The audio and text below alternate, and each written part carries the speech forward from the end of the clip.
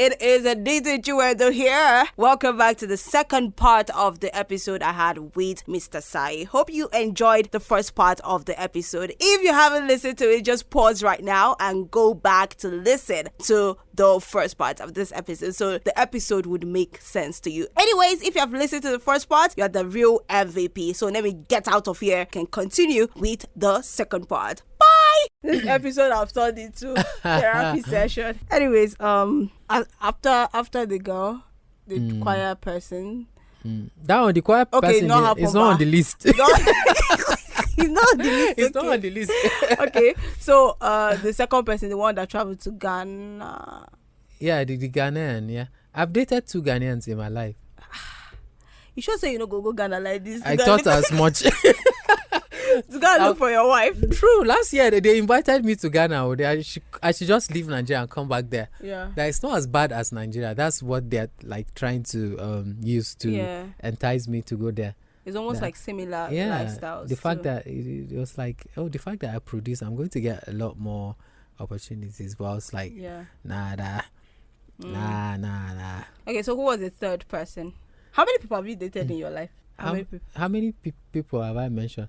This is the thing. I don't used to count that one as the one when I was 13, because I felt like it was really nothing. Like we were just like kidding, more like as kids would do. Yeah. So it started with the other one. Yeah. And all of them are not like up to a year. So you see. What's the longest? Okay. The other one that traveled out. Yeah. It was just like months that we were really like together. After she left, our communication was like once in a while, because we were using emails to talk and all that. Yeah. And once in a while we spoke on phone, because that time call credit, international call was like crazy. Yeah. Unlike now, and that you can use WhatsApp and stuff. Yeah. So that one took like 1 year. Then the other one that I passed, we're not mentioning that one. So it's 2 now. 2. Yeah. But okay, I feel like if we are going to go through this relationship history, this podcast will reach like 2 hours, 3 hours. And I'm not sure you listening would want to listen to that. But me, personally, I want to know. But for the sake of the episode, let's just focus on whose own was like monumental, if that's the word. Like whose own was like, it would always be at the forefront of your mind. Like when you are talking about relationship, whose own like influenced you, was the best, was like, let's talk about that one. Then we'll now dive into other things. Was the best, I think it was the next one. It was just, it's just 2 now after those 2. The Ghanaian one and one Nigerian, the last one that I had. Okay. Yes. So the last one that I had was disastrous at some point. But Sorry. was disastrous at some point. But that other Ghanaian that I told you about was like the best I've had. The one that wanted to do her masters. No, that's the second one. The one that wanted to do her masters. Okay, that's the Ghanaian. No. The first one is the Ghanaian. The first one is the Ghanaian. The third one is a different Ghanaian. Okay, so you're talking about the third person. That's the best one. Yes. The disastrous one is what? Is the last one. The Nigerian. Oh. If you like, we go talk about the both of them. Let's talk about the best one. So how did you guys meet? So after the other one traveled out of the country for her bachelor and master's degree, how did you meet this next one? Okay, so this next one, my life sometimes used to be like a story, but it's real life. It used to be like what you read in the books, in the movies. So sometimes I find myself in my life wondering, like, why is this happening around me? Like, this is too dramatic for me. Like, I'm not that kind of a dramatic person, but it happens. So this one, it happens some years back. I was in the studio, so there was this guy that came to record. This studio, your studio at home? My studio, not even at home. It was somewhere in town here. Okay. So I was producing his album. So when we started working, he now brought these 2 ladies to come and back him up in one of the tracks. Yeah. So while we were saying there, we're gisting. There were 2 sisters. There are 2 sisters. Okay. The elder sister and the younger sister. So somehow I kind of just connected with the younger sister while we were gisting, and I sort of liked her. There were a lot of us in the studio. My friends, there were like 2 of my friends, 3 of them actually. Yeah. Yeah. One is one of my friends that we produced together. The other one is a co-producer. And then there's another artist. She's Lebanese. So we're all friends. And then we were gisting. 6 of us in the studio gisting while the session was going on. And somehow I kind of like the younger one. And sometimes if we kind of gisted once in a while because we were working and then we didn't have time to really talk. Yeah. But then anytime I had the opportunity to record her, we sort of... It was marvelous. You got it. Yeah. So somehow, while the recording was going on, we finished and then we were talking and then we were having this Ghana-Nigeria sort of discussion where we're teasing them and they were teasing us. And the Lebanese woman lady was now the one in between. She was actually sort of, what's the word? Inspiring the whole arguments and stuff. And we just laughed about it. Then in the middle of everything, somehow, we're not talking. And then the elder sister said something that she liked me. She was like a very outspoken person and very jovial. And I really did not understand what was going on. Like whether it was... She was playing. Yes, just because we were just laughing and talking. And I sort of tried to ignore it. Yes, I made it a joke. Then Joanna, that's the... younger one. No, that's the Lebanese friend I was having. Okay. She was never going to let that pass. She was like, hey... Somebody says she likes you. I'm going to turn it to a joke. Yes, that kind of thing. Yes. And I was like, I just kept quiet. I couldn't say anything. She was like, okay, she's going to give the girl my number afterwards. So I sort of just played around it and somehow she forced me to take her number. And I did. I don't mean the lady herself. I mean my friend Joanna. Yes. So I took the number and this is about to get so dramatic. It's about to get so dramatic. And somehow I wanted to get her number, but I couldn't ask for her number when when they were trying to force the other one on you. You got it. But then at that time I was like, maybe she was just all joking about it because she's like that kind of person. So somehow I had to call her to get the other number. So you see how crazy that was going to be. You see how crazy that was going to be. When you asked for the younger sister's number, we started chatting anyway. She gave you? Yeah. She later... This what I did. This what happened. They invited me to their house. Yeah. Because they were about to leave. They just came on more like a break or something. Oh, okay. And then they were going to leave. I didn't know that it was... But their mom was in Nigeria here. So I didn't know it was like they just came around to go. But they were staying in Nigeria before they went to school there. In Ghana? Yes. But the elder sister decided to stay there. So they invited me to their house. So I went and their mom was really she's a very lively person and very nice. So they had a younger sister and a younger brother, but the younger brother went out. So I was just staying with the family. So thank God when I went, the other sister was not around. She was inside cooking. So you now had opportunity to bring the younger sister. And I took her number. Smooth. And then they had another younger sister. She was a very nice girl and she came with her paper and her books and all that. And she was trying to show me something. She used to write and draw and all that. And we talked and somehow I kind of just have more friends in the family. Yeah, but I took the other one's number. So later on I started chatting with her. And we continued talking until we started dating. The elder sister, what was happening with her at that point? This is the thing. Discovered? Not like she discovered. This thing is that she had somebody she was going to marry you. Ha! Which kind of thing is this?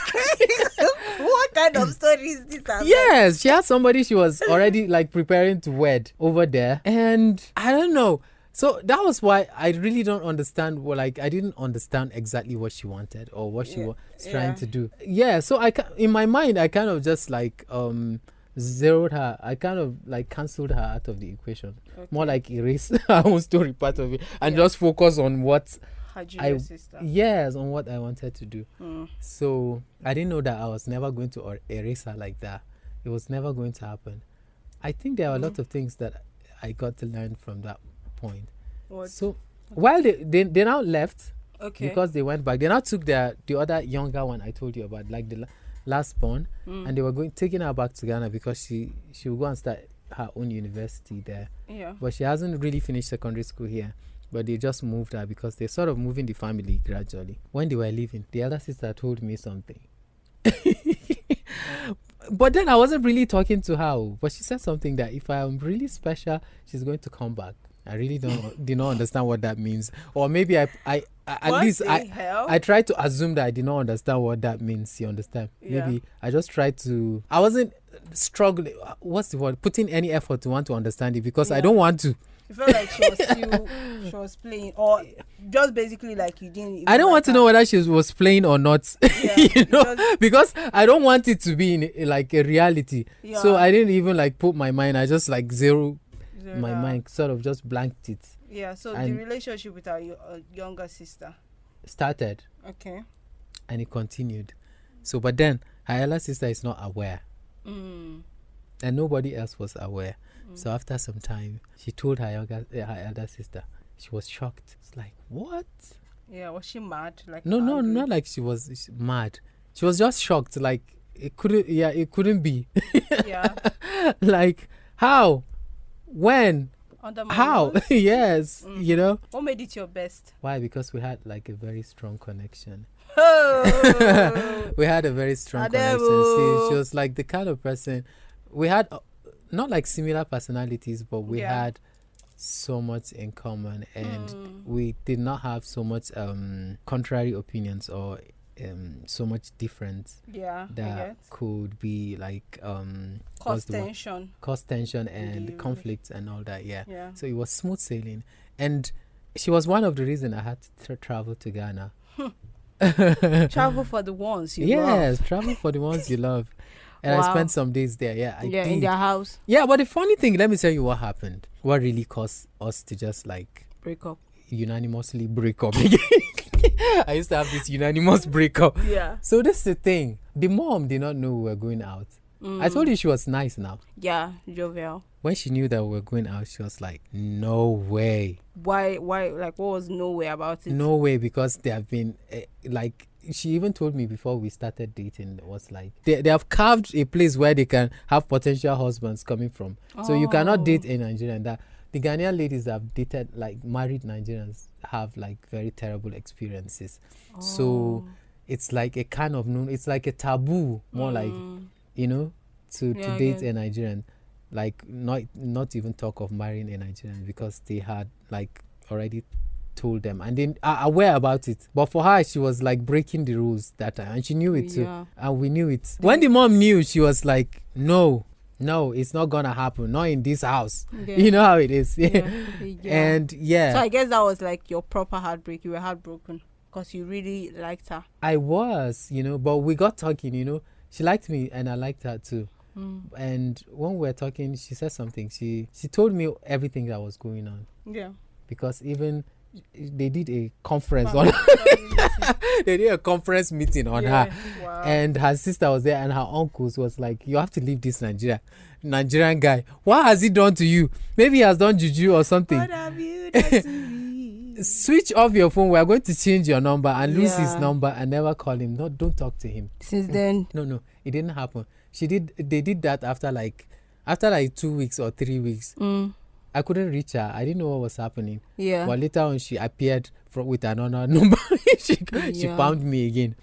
And we started talking. So when we got talking, she was like, this is what happened. And she told me something. She said that her mom is the only thing that she has. You know? Yeah, she has, because her dad is late. Yeah. And that nobody is supporting her. You know, and she doesn't have any support. In fact, they're antagonizing the whole thing. Yeah. So she now told me that she loves her mother so much as she loves me. But if she's asked to choose between I and her mom, she's going to choose her mom. Period. You know, that's the thing. Yeah. And so from that moment, you know, I kind of started feeling so heavy. Not for me, but for her. Like I was like thinking of it was not about like you guys love now. It was about like what she herself was going through. Yeah, what she was going through, and the whole persecution. I'll call it persecution. Okay. The whole persecution and all that. And when I visited them, you know, they kind of felt like this boy, he's even coming to our house. He's following us to Ghana. It means like something really serious, and they wanted to like pluck her out. So I just decided to, on my own, I just like sort of started backing off gradually. And after some time, we talked about it, and I just told her why I was doing what I was doing and why I felt that I should. Okay, she didn't want you to leave initially. Yes. Okay, Yes, and I told her that this I don't want her like going through what she's going through. In fact, it's too much, because it was really too much on her, and I felt like she's not the kind of person that should go through these things just because we have something going on, like we have a relationship. So she now said okay, but she now said that if I ever had any girlfriend, she should be the first person I would let. No, she shouldn't hear it from anybody. Then I said okay, but I knew that I was not going to find any other person. Yeah, because I told you that was like after 5 years from that one. That's like after 5 years from that last one. Yes. Okay, so now the disastrous one. After how many years from the best one? After like 4 or 5 years too. What made that one disastrous? It was because it was your last, ba? Yes, because we had like too much conflict. This is the thing. I felt like I'm a very individualistic person. Not like what's the word?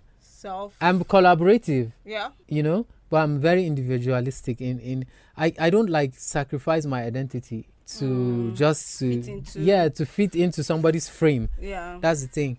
So it's either we collaborate, you understand who I am and sort of find a way to fit in. Yeah. Or I understand who you are, fitting into your life. Not like I'm trying, even I myself, I don't try to make somebody into what I want them to be like. Yeah. Yeah, I don't have a vision for you. You have a vision for yourself, and I can support you to do, like, to be yourself, not like the other way around. Yeah. So when I feel like somebody is trying to like do that, like change you. Yes, it's very unacceptable to me. I find it very repulsive. Yeah.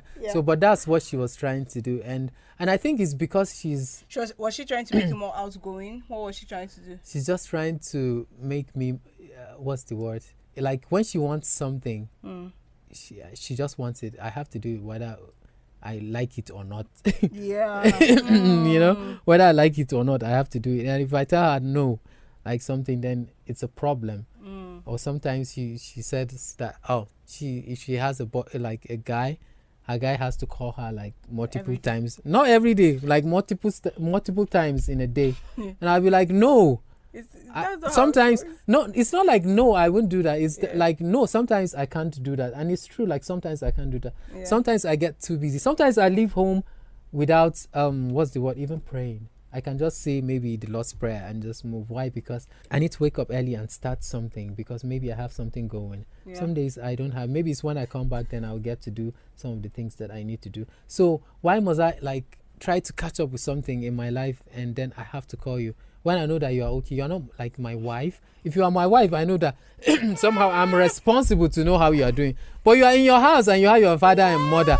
This is the thing. Like even my family. Yeah. This is the thing. Like my neighbors, I have like just one neighbors at my house, and they are much more closer to me than even my family. So this is the thing. If something happens, I won't start calling my family. I'll call them first if I need help. Yeah. Because they are much more closer. That's the thing. So that's how I feel. Like if you are in a relationship with someone, it doesn't mean that the person have to be completely like completely responsible for your happiness. The daylight is not that. You start out, okay? Yeah.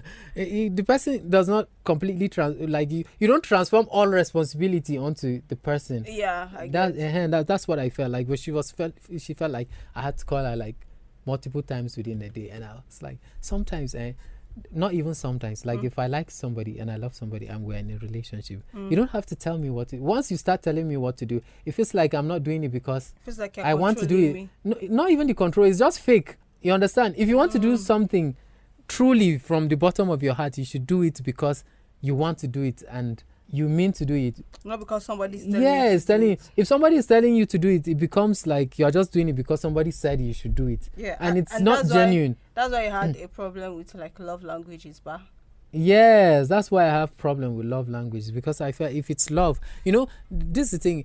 A lot of people do not understand that love is different from relationship. A lot of people go into relationship and they are separable. But we have the idea that it's all about love. But some people do not go into relationship because of love. Some just feel like I just need somebody. Yeah. And they get into relationship. Some, I just need somebody to, what's the word, like, I need somebody to gain from.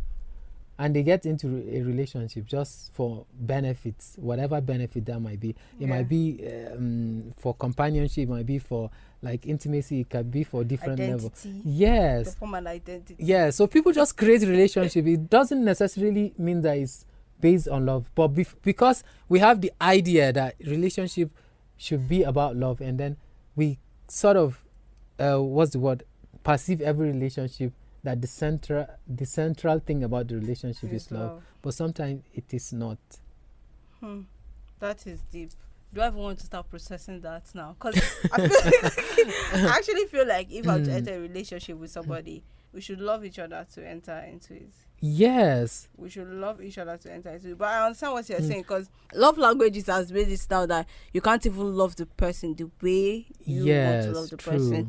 You love the person based on how the way the person wants to be loved. Yeah, but most times it saves you stress, because somebody like me now, if you are buying me gifts in the terms of I'm buying gifts because I love you, I might not feel like you are doing enough. But if you spend time with me, it feels like more it feels more like it. Feels more like it. Like you being there, your presence there. You don't just make it like about the material things or just the gifts. You being there is more like loving to me. Does that make sense? Yeah, it does. But to me, that's to me that's part of it. To me that's like a relationship requirement, more like, rather than love itself. Yes.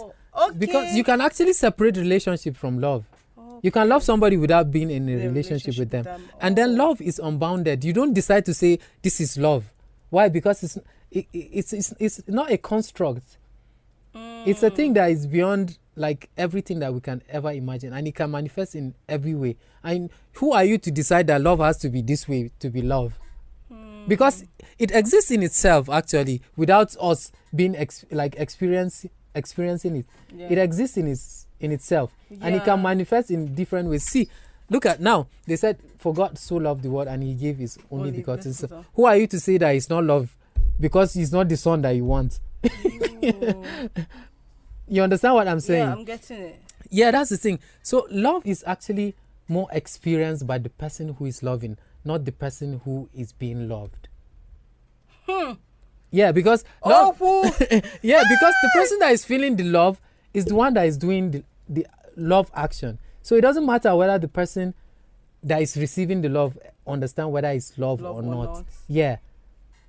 Why? Because you would experience the love when you are experiencing it and giving it to. Not the other way around. Because this is the thing, is because we love receiving. Yeah. That's why we always look at receiving as love. Yeah. Or want it to look a certain way. Yes.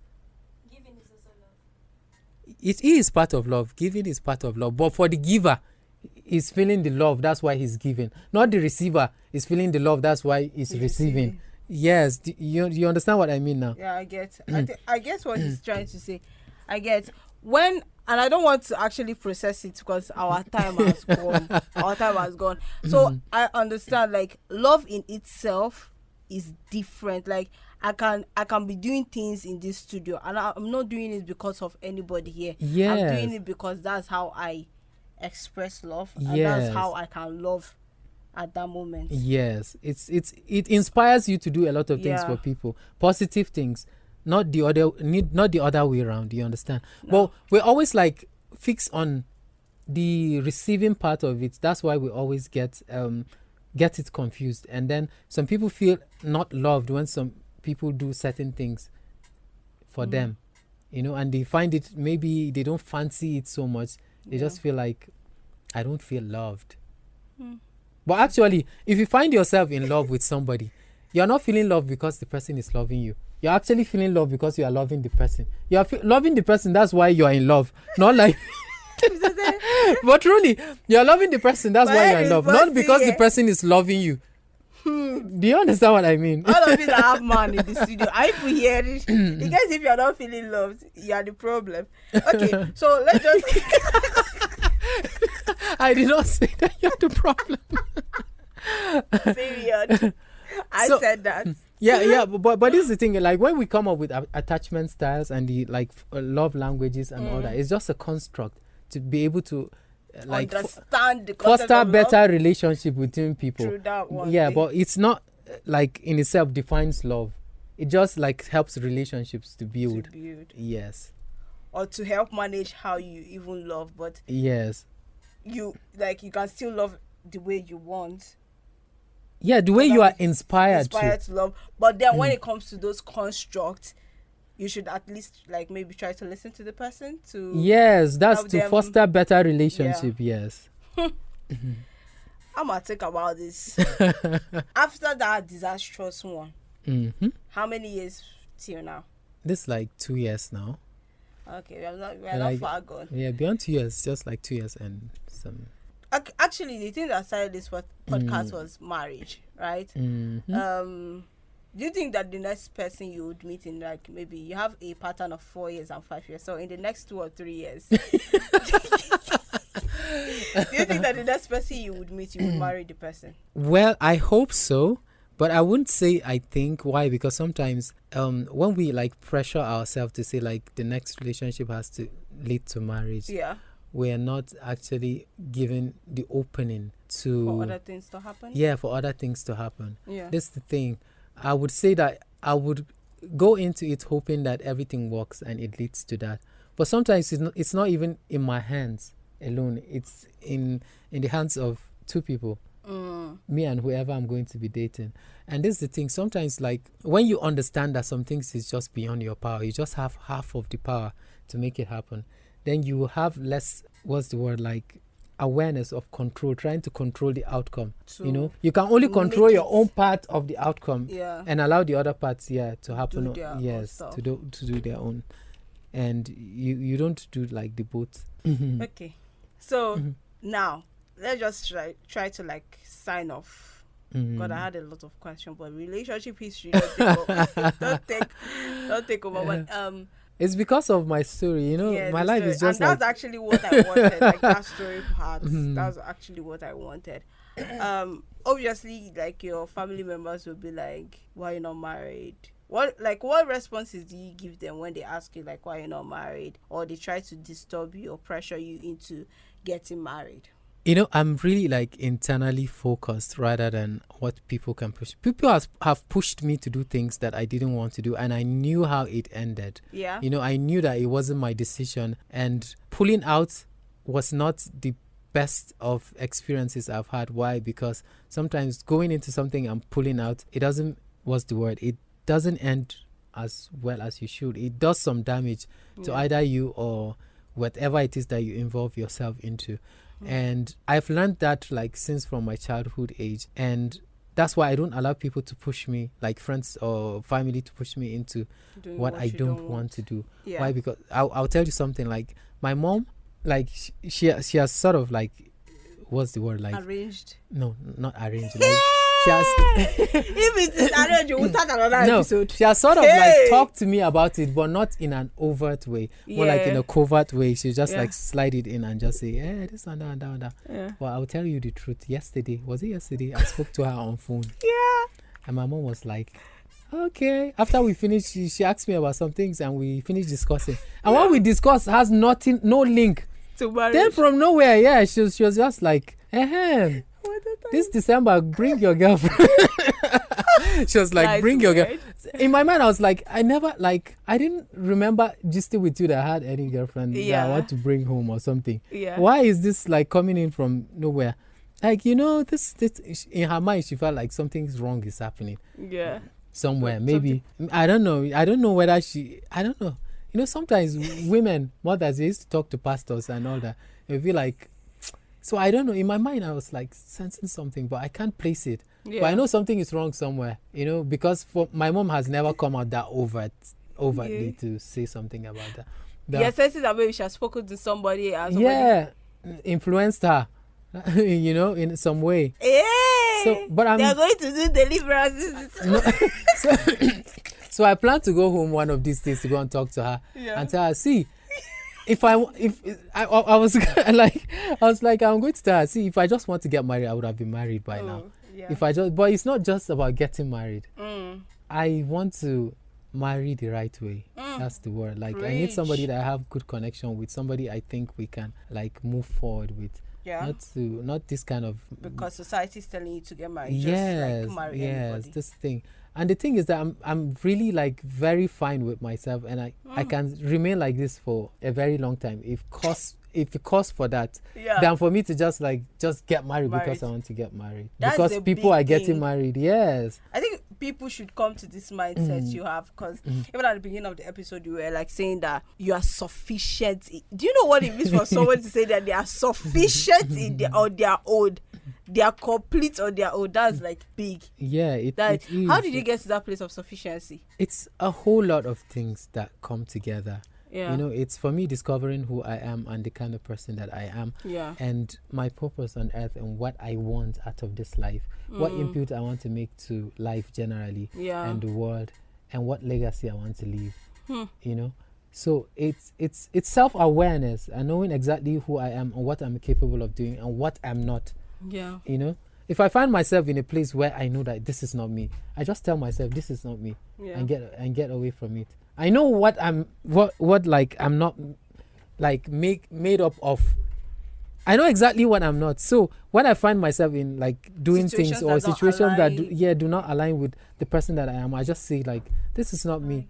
And it's probably because something is pushing me to be there, or someone is pushing me, and I just tell myself, no, this is not me. Get out of here and go do you. I think this you are saying now, I think with all the conversations we have been having, even Zara can testify, like that's how you have always been. Like whenever somebody is trying to go overboard who they are, maybe somebody is trying to influence them, or you're just like, just calm down and do you get it? And that is so beautiful. I've never met anybody that said that they are sufficient on their own. No.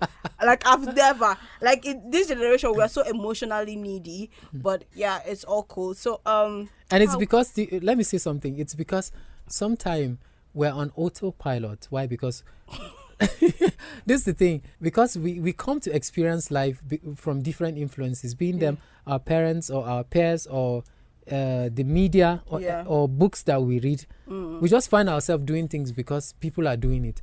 We don't sit back to ask ourselves the question, do I need this? Why am I doing this? Do I even need to be in a relationship? Why do I need the relationship at the end of the day? Like, are these really needs or wants? So basically, sometimes some of the things that we do, we just want to do them. And why? Because we're influenced by a lot of things around us, and not because we need to do them. The way you're going to know whether you need to do it or not is when you don't die, when you don't do it, or when you don't hurt. I can understand, because one of my friends got married, and I was seeing her wedding picture, and I was just feeling this pang of, I don't even know what the emotion was. But I was just like, hold up, Chiwedu. You know you don't want to get married now. Like, why are you feeling like you're snoozing in life? But yeah, I understand what you're saying. Just what are your final words? If you were talking to maybe someone like me that, with the way relationship has been going in our present world, and with everything happening relationship wise, what is that final word you would want to say? Well, generally I would just I think it starts with ourselves. Like individually, like people should learn to know themselves, just like they try to reach out socially to learn about people and make friends and learn about the friends. Are you asking the same questions to yourself, trying to know yourself better and know who you are? And you can always be more successful in a relationship when you know yourself. I just remember something. I'm sorry. There's somebody that said that in every relationship, the people in it should be individuals too. Like, have your own life, have your own life. Don't try to be possessive or feel like there is an ownership going on in the relationship. Trying to colonize, colonize somebody. Now me get this one. Yes, colonize somebody. Ooh, right. Yes. So if we know ourselves individually, that's when we can know people and be able to understand them much better, because we know ourselves. But when we don't have a complete picture of our own identity, we always go into something with trial by error. Try to trial by error. Let's test the waters. Let's find out what's going on. You would not even know what you need and what your wants are. That's why sometimes some people will not even know what they want or what they need. Yeah. You know, sometimes everybody feels like they know until you ask them, what is it exactly that you need and you want from this thing? Then suddenly they grow mute. Yes. They don't know what they don't words for they lack words to explain. So let's learn ourselves, ask ourselves the questions, and let's answer ourselves. Have a conversation with yourself. Yeah, be aware. Yes. Most times it's like being aware is like hard because you don't want to admit that this thing is the thing that is wrong with you, or this is the thing you have to work on, or this is who you are. But in the long run, it will save you from a lot of mistakes. So yeah, that's where Ordinary this episode is going to come to an end. You have been hearing the voice of Mr. Saye, Mr. Smooth. What's your Instagram handle? It's at Saye Bala. Go and stalking. Wink. You might be in the next. No, it's not be your shortest time of waiting for a partner. It's not be like 2 years, and it will be because of Ordinary. Yes, I hope so. Please, if you go and stalk him, Saye Bala. Yes, at Saye Bala. Sayebala. Yeah, go and see our guest for today. I am hearing the voice of Chiwedo, the girl with the sizzle and burn. I'm gonna see you in the next episode. At the meantime, I love you. Bye.